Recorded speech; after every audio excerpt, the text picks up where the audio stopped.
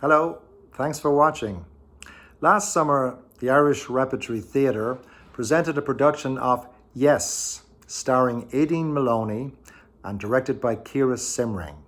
It was an adaptation of the final chapter of James Joyce's Ulysses by Aedín Moloney and Mr. Colum McCann, and it was a huge hit at the Irish Rep with sold out houses every night.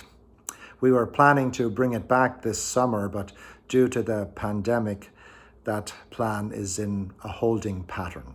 But here we have Ms. Moloney and Mr. Colum McCann who will discuss their collaboration. Enjoy. So here we are at Meet the Makers, Aideen. You're the maker. Oh, no, you're the co-maker.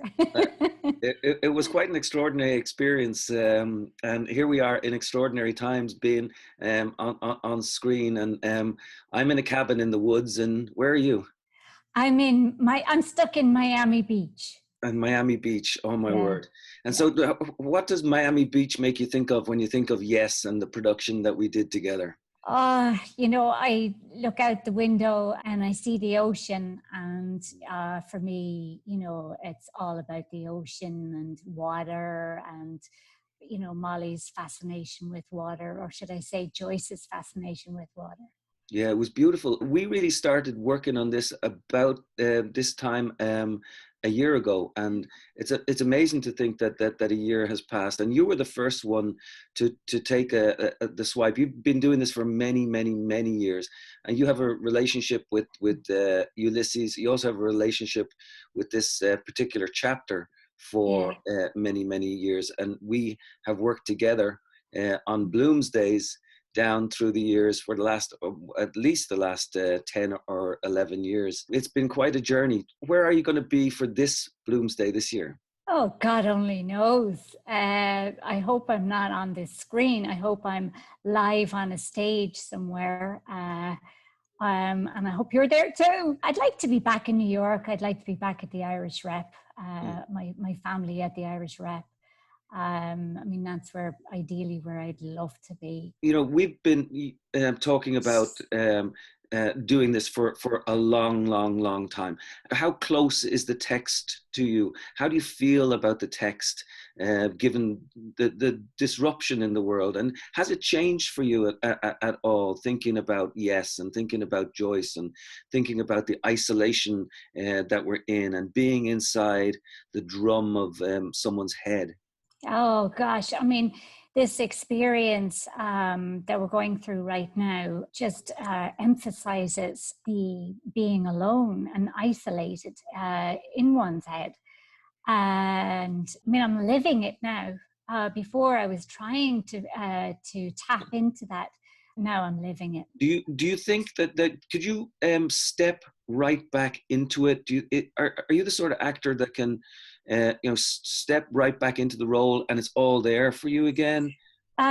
Yes, I am. And this time, though, it's a year later, and I have learned more in life in this past year. And there are some, not changes, but tweaks here and there that are a greater and a deeper understanding. That's fascinating. I love that. So what you're talking about is sort of literature being a living, sort of changing text.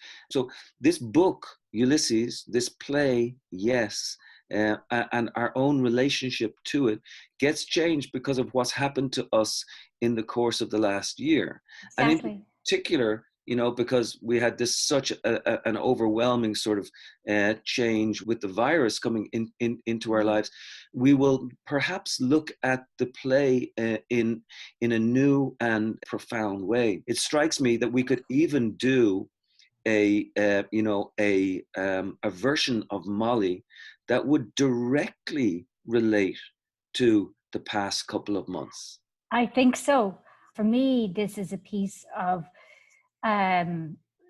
it's her thoughts in three-dimensional, and she's banging around in her head, and it's physical, and I think many of us have have gone through that. So if you were to change up the set or anything like that, are there any particular ways that you think that you would relate it to where we've been? Because we are in the cramped space of one woman's mind, but one woman sort of represents so much else at the same time too. And it seems to me that this particular play, the more I think about it, will be so important for people to go to, because then they can recognize themselves. They can recognize the longing. They can recognize the desire. They can recognize the loneliness. They can recognize, all of this stuff that's going on in her head. And also, most importantly, the restlessness. Mm-hmm. And I mean, she's a very restless creature. I think, the way it's been staged by Kira and the way the set has been designed is, really captures that. Did you enjoy doing the piece? I loved doing the piece. Yeah, I loved it. I really did. It was exhausting? Yes, to begin with. I'll tell you something. It was like giving birth. Not that I've given birth in reality, but I had some, I was very run down after the play closed, and I went to a doctor, and I had some issues with hair loss, believe it or not. And the doctor, me too. Believe it or not. And the first thing the doctor said to me was, he didn't know me. He said, "Have you recently given birth?" Oh, wow. And I mean, what a question. Yeah, well, that's interesting. For those people who haven't seen it, it's Molly Bloom's soliloquy from Ulysses, from the last chapter. It's a one-woman show. It's in your mind, it's in your head. But also, you were sometimes doing it 2 times a day, right?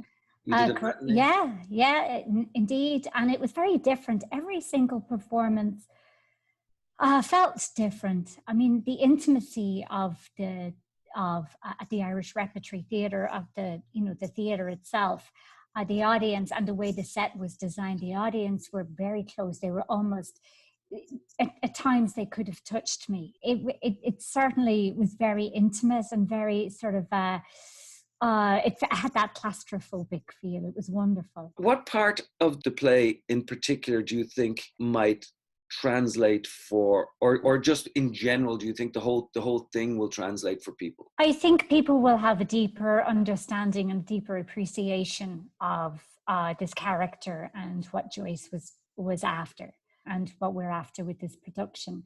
And I think what'll really hit home is that she's literally, and some of my choreography that I put in there, she's banging against the walls. Mm-hmm. And that's it within her own head. And I can guarantee you 99% of people who've been self-isolating will have experienced at least 10 minutes of that. Can I impose on you to give us a couple of lines so we can sort of virtually try to imagine what it's like to be in Molly Bloom's head? Can you give us a few little bits and pieces of what you think Molly would be saying to us if she could see us virtually now? She'd start at the beginning. Yes, because he never did a thing like that before, as asked to get his breakfast in bed with a couple of eggs since the City Arms Hotel, when he used to be pretending to be laid up with a sick voice, doing his highness to make himself interesting to that old faggot Mrs. Reardon that he thought he had a great leg of, and she never left us a farthing. Nice. The funny thing is, I'm in a cabin in the woods, and I don't have a copy of Ulysses with me. Oh, you madman! Why not? Where's your Ulysses? I know. I have about 20 friggin' copies of the book. But in the one place where I'm kind of on lockdown, I don't have it. Can I ask you, what are you writing? I'm in the moment of creation right at the beginning. There's lots of things that I'm interested in. I am interested in talking in a roundabout way about the virus. I'm also interested in communication. How is this message getting to you? How is it possible that I'm in the woods and you're down in Miami and we're talking to each other on a computer screen?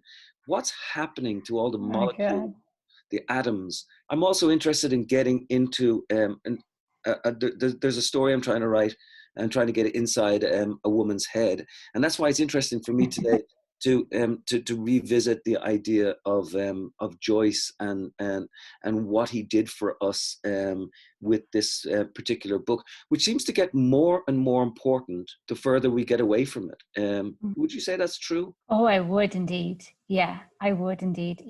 I think he's stripped back all of the noise that we have nowadays. And it's so refreshing to go right to the very source, to right down to the very core of one person's thinking. Right. And trying to figure out what is my purpose. Molly Bloom's question is, what is my purpose? Right.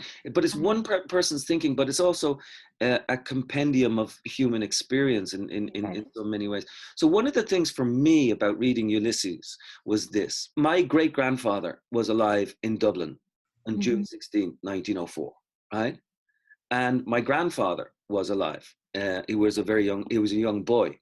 I never met my great-grandfather, and I only ever met my grandfather one time, and I talked to him about stories and storytelling, and I got a little bit of background of how he grew up. Very poor, in the cottages in Fox Rock, working on the race course and working with the dogs and that sort of thing. However, I really truly got to know my grandfather by reading Ulysses. In other words, Joyce made a map of not only Dublin, but of my grandfather's heart and my grandfather's head somehow, by, going in there and creating something so big and glorious that I could actually understand the blood that's going through me right now because of a literary experience. And it strikes me then that one of the functions of books and theater is to tell that experience over and over and over again so that we can understand our history and understand our past. I would agree. The character of Molly Bloom and all the female characters in Ulysses are my mother, are my grandmother, my great-grandmother, and their secret inner thoughts and feelings that, for one reason or another, they didn't share. And not only do I understand them, but through that, I understand myself. Are you able to be in touch with your folks in Ireland? I think people would be very interested. How are your mum and dad doing? They're cocooned. Yeah. That's what they call it in Ireland at the moment. Wasn't your dad? And most people know this, but Aedín, your dad is Paddy Moloney from the Chieftains. He didn't get to see your performance of Yes. No. We're talking about bringing it to Dublin at some stage as well. What do you think? Would you like for him to see it? I don't know. I'm getting used to the idea. I wasn't comfortable with my brothers or my dad. The idea of them seeing me perform. I have made this character part of myself, and I feel very exposed up there, and I don't mean physically, with the nudity, but I feel very exposed as a person, and there's things I wouldn't be comfortable sharing with my dad, But the women in my mother and my sister-in-laws and I have no problem. Can I ask you, what was it like coming out of the theater? At night and then having to go home. Were you Molly when you were going, or were you Aedín Moloney? I keep saying this to you and you don't believe me. Molly Bloom is me and I'm Molly Bloom, as is every woman. And so you can never quite leave it behind, because this is one role where I've turned myself inside out so that I can play her, so that I can portray this character that Joyce has written. And I have laid every inch of my inner being on that stage. So it's like picking myself up, the pieces of myself. I'm shattered by the end of each performance. And I pick up the pieces and I put them in my little backpack and I walk home. And on the way home, I start sewing myself back together So by the time I get home, I collapse into bed and I sleep. And the next day I wake up and I'm excited because I'm going to sort of to go through that that journey of self-discovery that Joyce leads us on, and it becomes my journey of self-discovery. Does that answer your question? Absolutely answers my Yeah. question. And tell me this, we're going to be back in the Irish Rep at some stage, and God willing, sooner rather than later. Did you have a message for the people who are involved with the theatre and the people who are going to come back to the theatre in their droves? Well, everybody who works at the theatre are much more than colleagues. They're my family. Kieran and Charlotte are like, family to me. Every time they do a new play, I beg them. I drive them nuts. I beg them to be in it because I want to be home. So I love them and I can't wait to be back there, hopefully soon.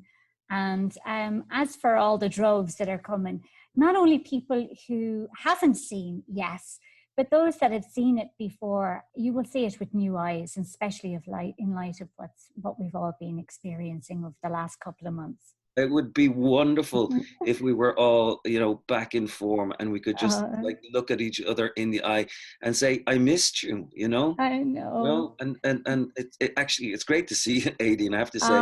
It's great to see you too, Colin. I miss you. You too. And it's been a fascinating, fantastic time. Thank you for letting me get involved with the adaptation. People should know that you did the vast majority of the work on it, and really this is your show. When I think of Yes, I think of you, but I do think of the community that brought it together for us, and all the folks who came along. They become more precious to me because I'm far away, and I can see it now. I can understand it better because time has dealt us a peculiar card that makes us understand, wow, we were pretty lucky back then, and hopefully we're going to be lucky again fairly soon. So go raibh míle maith agat. Agus tusa gur míle maith agat. And I'll see you soon, Aedín. Yeah. See you soon. Love you. You too. You're the best. Cheers. Bye.